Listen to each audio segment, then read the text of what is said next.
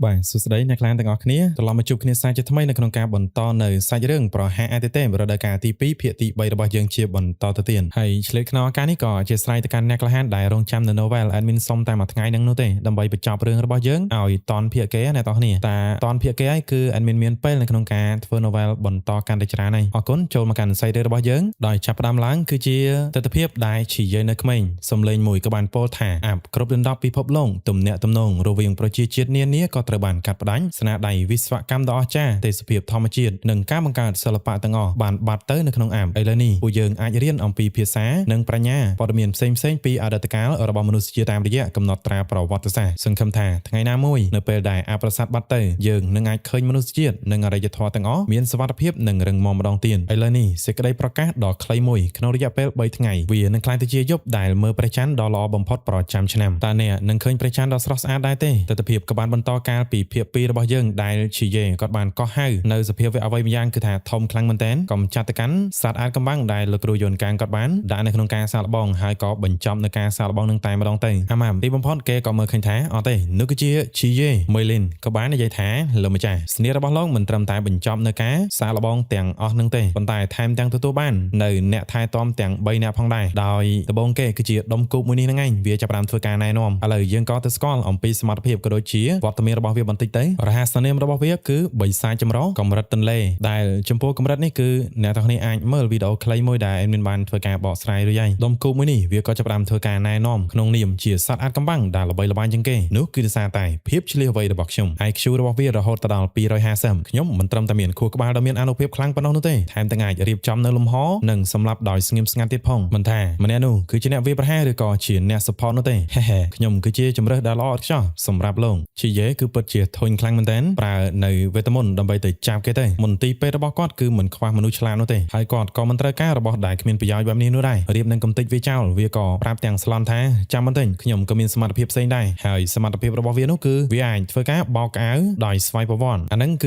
វាហៅថាម៉ាស៊ីនបោកគក់ស្វ័យប្រវត្តិដែលមានម៉ាយេហោគូវេទមន្តមិនត្រឹមតែប៉ុណ្ណោះវាក៏មាននៅម៉ាស៊ីនសម្ងួតម៉ាស៊ីនលាងចានគ្រប់មុខតែម្ដងមិត្តភ័ក្តិរបស់ជាយេឃើញបែបនេះគេពិតជាចង់បានតែម្ដងខ្ញុំលេងចាំបាច់បោកសម្លៀកបំពាក់លាងចានដដែលទៀតហើយជាយេចាប់យកគេទៅចុះហាត់តលេខាមួយខ្លាយជាបុគ្គលិកនៅក្នុងមន្ទីរពេទ្យផ្លូវចិត្តរបស់ជាយេទៅកាន់អ្នកទោសបន្ទាប់ដែលជាពេញពីងត្បាញព្រលឹងឃើញថារាងកាយរបស់គេមើលទៅគឺពិតជាខ្ជូតម្យ៉ាងកម្រិតរបស់ពេញពីងត្បាញព្រលឹងក៏ស្ថិតនៅក្នុងកម្រិតទន្លេដែរវាកំពុងតែមានការភ័យខ្លាចហើយយំខ្លាំងមែនទែនដៃជើងនៅខាងក្រោយរបស់វាហាក់ដូចជាមានតំណែងវាក៏បាននិយាយប្រាប់ថាកុំសម្លាប់ខ្ញុំអាឆ្វេងតូចអាស្ដាំតូចអាមុខតូចអាខ្នងតូចមិនថាមានរឿងអីនោះទេយើងមិនបោះបង់ឯងចោលនោះឡើយទប់ចិត្តបន្តិចរួចហើយក៏ទៅប្រាប់ជាយេទាំងខ្លួនឯងក៏មិនសូវហ៊ានប្រមាណបើលោកចង់បានដៃពេញពីងយកទៅចំហុយខ្ញុំផ្ដល់នៅដៃរបស់ខ្ញុំទៅឃើញថាជាយេមិនមានការឆ្លើយតបគេគិតប្រហែលថាជាយេចង់បានមកខាងទៀតគេក៏សុកចិត្តបកគលនៅដៃទាំងពីររបស់គេមើលទៅកាន់នីកស៊ឺគាត់គឺពិតជាស្រឡាញ់ទៅកាន់កូនពេញពីងត្បាញព្រលឹងនេះមែនទែនគាត់រត់ទៅអោបវាយកតែម្ដងចៅទួរបស់យាយ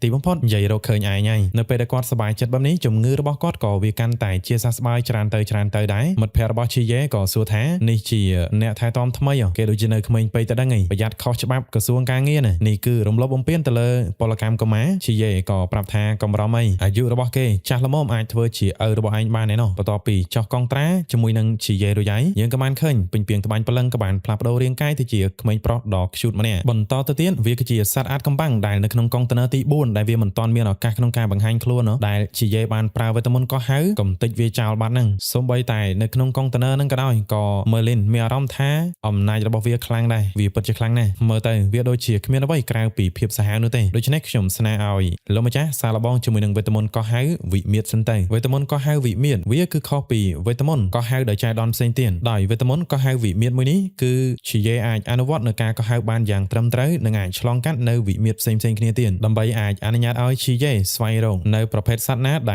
លត្រូវគ្នាបំផុតនិងបង្កើតនៅកងត្រាជាយេក៏សួរបញ្ជាក់តើខ្ញុំពិតជាអាចទៅកាន់វិមាត្រមួយផ្សេងទៀតមែនទេត្រូវហើយអ្វីដែលលោកម្ចាស់បានសម័យនៅក្នុងទេវកថាវាពិតជាមានហើយឥឡូវនេះលោកម្ចាស់កំពុងតែបោះជំហានចូលទៅក្នុងអាណាចក្រដែលមិនស្គាល់ថ្មីមួយទាំងស្រុងបន្ទាប់ពីរៀបនឹងធ្វើដំណើរទៅកន្លែងណាមួយនៅក្នុងពិភពលោកមួយនេះប៉ុន្តែក្រោយមកក៏ឃើញថាអត់ទេចាំបន្តិចវេទមន្តក៏ហៅរបស់ខ្ញុំវាមិនដែលបរាជ័យនោះទេហើយលោកគឺជាសិស្សឆ្នាំម្នាក់របស់ខ្ញុំតើលោកមិនអាចធ្វើដំណើរទៅកាន់វិមាត្រមួយទៀតដោយរបៀបណាទេជាយេក៏គិតថាប្រហែលជាបដាលមកពីគាត់និយាយពាក្យខុសបន្តិចបន្តួចដឹងប៉ុន្តែមើលលីនថាអត់ទេវាមិនមែនតាក់ទងទៅនឹងវេទមន្តនោះទេលុះត្រាតែជា ชีเย่គឺមិនចង់ទៅដោយមិនដឹងខ្លួនឬក៏មានអ្វីមួយរារាំងชีเย่មិនឲ្យចាក់ចេញប៉ុន្តែស្រាប់តែពេលនោះមានខ្យល់អមជាមួយនឹងខ្សាច់ក៏បានសាយភាយមកមើលលីនក៏បានដឹងហើ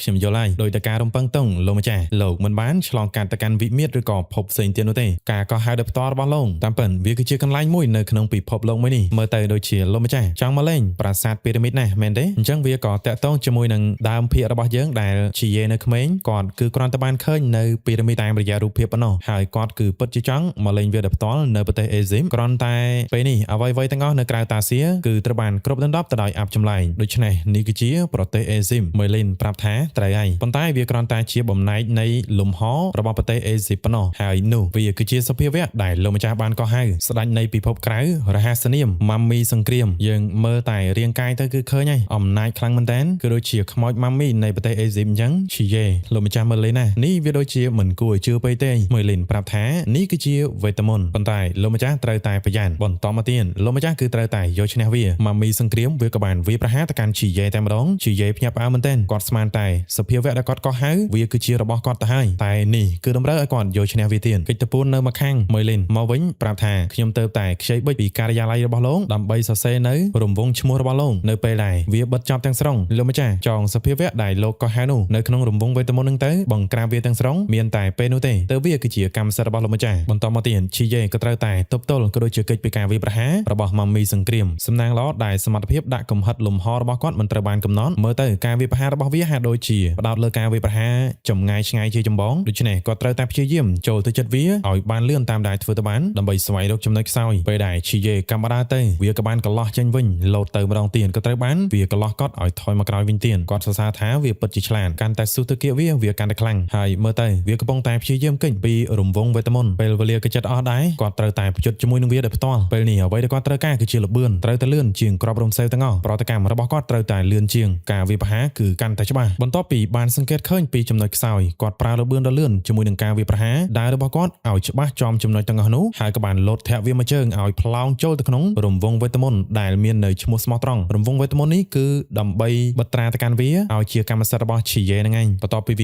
ាបានចូលទៅកាន់រង្វង់វេទមន្តហ្នឹងឯងឈីយេក៏បានប្រើស្នៀតដៃដែលគាត់បានរៀនចេះពីលបងចៅការហូរច្រោះដ៏ខ្មៅងងឹតបំផុតយាដែរទៅស្រូបចូលនៅធម្មពលកាប់ចេញទៅរកឃើញចំណុចខ្សោយរបស់ឯងហើយបន្ទាប់ពីរង្វង់វេទមន្តវាក៏ត្រូវបានបិទចិនរាងកាយដ៏ធំរបស់ម៉ាមីសង្គ្រាមក៏បានរលាយបាត់ទៅបង្កើតទៅជារាងកាយម៉ាមីដ៏តូចមួយអណ្ដែតនៅលើអាកាសខ្ជូតមួយទៀតហើយនិយាយទៅឈីយេគឺមានរបស់ខ្ជូតច្រើនខ្លាំងមែនទែនវានិយាយតែពាក្យថាមូមូឈីយេតាមពិតទៅម៉ាមីសង្គ្រាមគ្រាន់តែជាអាឡឺតតូចមួយសោះឆ្លៀតក្នុងឱកាសហ្នឹងគាត់ក៏បានអង្គុយជជែកគ្នាលេងជាមួយនឹងមេលីនដោយឈីយេក៏បានសួរថាលោកម្ចាស់មេលីនតើមានអីកើតឡើងឲ្យពិតប្រាកដនៅក្នុងអាប់នោះទៅមេលីនប្រែមកជាស្រីបើខ្ញុំប្រាប់វាលេងភ្ញាក់ផ្អើលបាត់ហើយខ្ញុំគ្រាន់តែលេងសើចប៉ុណ្ណោះខ្ញុំក៏បាត់បង់ការចងចាំទាំងនោះដែរប៉ុន្តែខ្ញុំនៅតែចងចាំនៅពិភពលោកមុនពេលដែលអាប់ទាំងអស់ហ្នឹងវាបានកើតឡើងនៅពេលនោះផែនដីគឺនៅតែមានដង្ហើមមហាសមុទ្រនៅតែចិញ្ចឹមជីវិតចក្រវាឡដ៏ធំទូលាយដែលរងចាំមនុស្សទៅរករងអរិយធម៌ពិភពលោកជាច្រើនភ្លឺស្វាងដូចជាផ្កាយលោកម្ចាស់លោកហៀបនឹងបញ្ចប់នៅការសិក្សាតើលោកចង់ទៅណាបន្ទាប់ពីនេះកាលពីខ្ញុំនៅក្មេងខ្ញុំគិតថាពិភពលោកមួយនេះគឺធំណាស់ខ្ញុំចង់ដឹងចង់ឃើញគ្រប់ទីកន្លែងប៉ុន្តែឥឡូវនេះនៅពេលខ្ញុំអាចធ្វើការជ្រើសរើសបានខ្ញុំស្រាប់តែមិនដឹងថាត្រូវធ្វើអ្វីនោះទេតាមពិតទៅខ្ញុំមិនដែលចាកចេញពីទីក្រុងឆាងណានោះទេរូបភាពក៏បានកាន់មកដល់ទីតាំងមួយវាគឺជាព្រៃនៅឯព្រំដែនមនុស្សស្រីជាមួយនឹងមនុស្សប្រុសម្នាក់កំពុងតែបោះពួយទៅក្នុងល្បឿនដ៏លឿនភ្នាក់ងារអាយទេរហូតដល់2ចំណាត់ថ្នាក់លេខ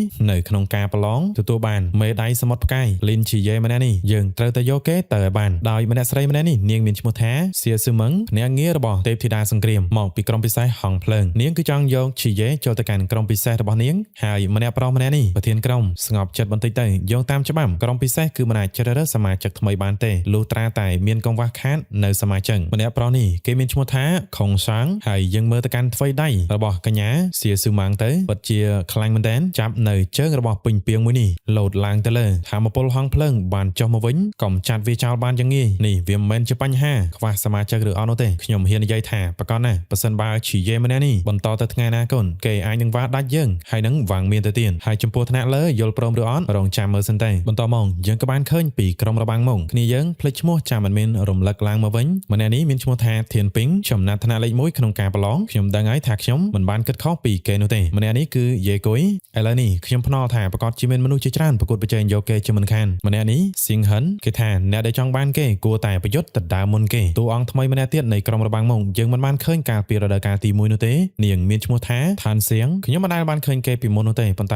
គ្រាន់តែឮពីអ្នកទាំងអស់គ្នាបាននិយាយអ្នកទាំងអស់គ្នាគិតថាលីនឈីយេម្នាក់ហ្នឹងគេអស្ចារ្យណាស់មែនទេភូវៃកញ្ញាកឡាមដោយតែការរំពឹងទុងដាក់ម៉ាញ់ញញួររបស់នាងផ្លោងនៅខ្លាមួយហ្នឹងចូលទៅកាន់លំហហើយនេះស៊ុនវូអបកម្មជាងគេនៅក្នុងរដូវកាលទី1ប្រធានក្រុមតើពួកយើងគួរដាក់ពាក្យទៅកាន់ថ្នាក់លើដើម្បីផ្ទេរឈីយេមកដែរទេប្រធានក្រុមគឺវ៉ាងមៀនគេបានចេញមកជះរៀងលយមែនតើជាមួយនឹងអាសមត្ថភាពបង្កកពេលវេលារបស់គេនឹងអ្នកខ្លាំងដូចជាលីនឈីយេគេតែងតែដើរផ្លូវរបស់គេដែលគេចង់ដើរសាច់រឿងក៏បានកាន់មកដល់ថ្នាក់លើរបស់ម្នាក់នេះគាត់កំពុងតែនិយាយជាមួយនឹងលោកគ្រូយួនកាំងលោកនិយាយថារឿងទាំងអស់នេះគឺជារឿងសំខាន់ប៉ុន្តែវាបានលេចធ្លាយទៅខ្លាំងជាងខ្ញុំនិយាយដើមគេទៅទៀតបានហើយខ្ញុំនិយាយលេងសាយទៅតើយើងគួរដោះស្រាយបញ្ហាផ្ទៃសមាជិកថ្មីយ៉ាងម៉េចទៅអ្នកផ្សេងទៀតគឺល្អនោះទេគ្រាន់តែយោងទៅតាមច្បាប់អ្នកដែលឈ្នះនៅក្នុងចំណាត់ថ្នាក់លេខ1គឺមានសិទ្ធិជ្រើសរើសក្រុមណាមួយដែលអាចចូលរួមបានលោកគ្រូយួនកាំងក៏ថាអញ្ចឹងហើយបានជាខ្ញុំសួរលោកខ្ញុំដឹងថាគេពិសេសប៉ុន្តែហេតុអ្វីបានជាលោកមិនផ្ញើនៅទម្រង់បែបបត់ឲ្យគេបំពេញជាមុនសិនទៅចាំមើលថាតើគេចង់ទៅណាបន្តមកការជួបជុំដោយលោកតាចុងភៅគឺធ្វើម្ហូបយ៉ាងឆ្ងាញ់ឲ្យទៅកាន់ធានថ្មីពួកគេក៏បានញ៉ាំយ៉ាងឆ្ងាញ់ជីយេក៏បានមកសួរអាម៉ាមមុននេះលោកគ្រូហុងបានហៅអញទៅតើមានរឿងអីទៅអាម៉ាប្រាប់ថាខ្ញុំក៏មិនដឹងដែរគាត់បានហៅខ្ញុំទៅកាន់ឃ្លាំងអាវុធមានមនុស្សបានចាក់សោទ្វារឃ្លាំងហើយគាត់ក៏ឆែកមើលកន្លែងផ្ទុកអីវ៉ាន់របស់ខ្ញុំទៅឃើញថាមិនមានអីគាត់ក៏ឲ្យខ្ញុំមកវិញទៅយើងក៏បានឃើញលោកគ្រូហុងគឺគាត់បាត់អាវុធទាំងអស់នៅក្នុងឃ្លាំងតែម្ដងហើយតាមកាពិតទៅមុននឹងជីយេក៏បាននាំមូមកកាន់ឃ្លាំងអាវុធមួយនេះគ្រាន់តែបានឃើញអាវុធភ្លាមមូគេបានត្រេកអរតែម្ដងហើយប្រើសមត្ថភាពរបស់គេចេញពីសក់មិនដឹងថាហៅសក់សមឬអត់នោះទេគឺវាបានប្រមូលយកអាវុធទាំងអស់លេបចូលតែម្ដងជីយេក៏បានត្រឹមតែកិនចាត់ទុកថាគាត់ខ្ចីទៅចុះនៅពេលដែលកម្លាំងរបស់គាត់ខ្លាំងចាំគាត់សងវិញទ្វេដងលោកតាចុងភៅអើយពេលវេលាដើរលឿនណាស់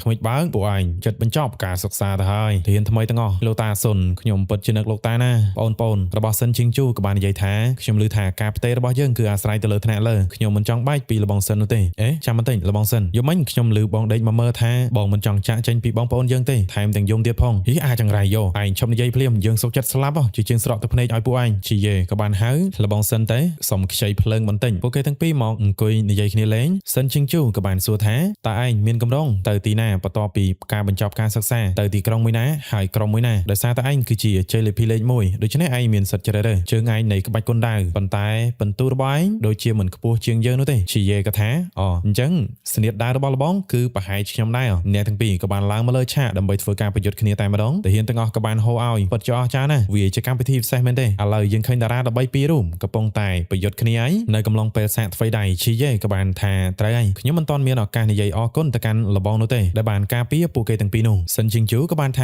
គ្រាន់តែការងារបន្តិចបន្តួចប៉ុន្តែខ្ញុំបានលើពីអាម៉ាប់ថាលបងថែមទាំងបថុយជីវិតនៅពេលនោះទៀតខ្ញុំគ្រាន់តែឃើញពួកគេខ្សោយពេកប៉ុណ្ណោះចំពោះមតិរបស់ជីយេបន្ទាប់ពីបញ្ចប់ការសិក្សាប្រសិនបើពួកយើងទៅក្រុមផ្សេងគ្នាប្រហែលជាមិនមានឱកាសជួបគ្នាទៀតនោះទេដូច្នេះខ្ញុំមានគំនិតមួយប្រហែលជានៅថ្ងៃអនាគតពួកយើងអាចបង្កើតក្រុមមួយបានសិនជីងជូក៏គិតអញ្ចឹងដែរប៉ុន្តែពួកយើងត្រូវតែធ្វើដូចជាក្រុមរបាំងម៉ុងខ្លាយទៅជាក្រុមពិសេសមួយជីយេក៏យល់ស្របល្អលបងសិនបន្តមកទៀតលបងកុំធ្វើប្រហែលសោះណាយើងខ្លាចថាឯងនឹងរារាំងយើងនោះទេជីយេក៏ថាកុំរំអីលើក្រោយខ្ញុំគង់ទៅជាប់លេខ1ម្ដងទៀតនោះទេចន្ទាយន្តក៏បានផ្ទុះឡើងទៅលើសិនជីងជូដោតដៅចុះទៅក្រោមលីនជីយេខ្ញុំមិនបាននិយាយថាខ្ញុំនឹងឲ្យឯងធ្វើជាប្រធានក្រុមនោះទេបញ្ចេញនៅសមត្ថភាពពីប្រាសាទហាមខរបស់គាត់បង្កើតទៅជាពពុះទឹកយ៉ាងច្រើនលោទៅវាប្រហារជីយេក៏គាត់សង្កល់ឃើញថាគាត់ពិតជាអាចលាក់រូបរាងបានតាមរយៈពពុះទឹកទាំងអស់នេះតើសមត្ថភាពប្រាសាទហាមខអាចប្រើបែបនេះបានឥឡូវយើងបានបង្ហាញរួចហើយចាំមើលតើឯងរៀនបានប៉ុណ្ណាបំផ្ទុះទាំងជំរុំហ្វឹកហាត់ទាំងមូលស្ទើរតែខ្ទេចខ្ទីទៅហើយនេះគឺជ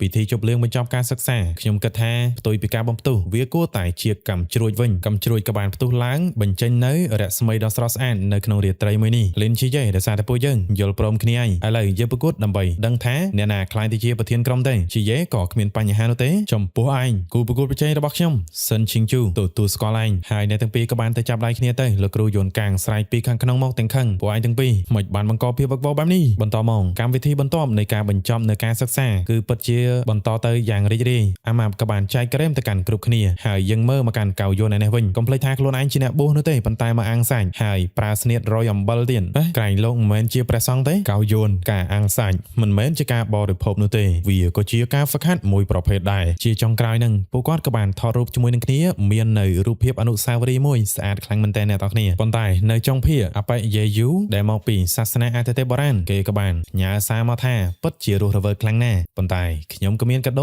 ពិសេសមួយជូនដែរសាច់រឿងរបស់យើងនៅក្នុងភាគទី3ក៏បានស្លេះត្រឹមតែប៉ុណ្ណឹង កុំភ្លេចជួយចុច like និង subscribe ឲ្យ channel របស់ admin ម្នាក់មួយផងណាអរគុណច្រើនយើងចាំជួបគ្នានៅវីដេអូក្រោយ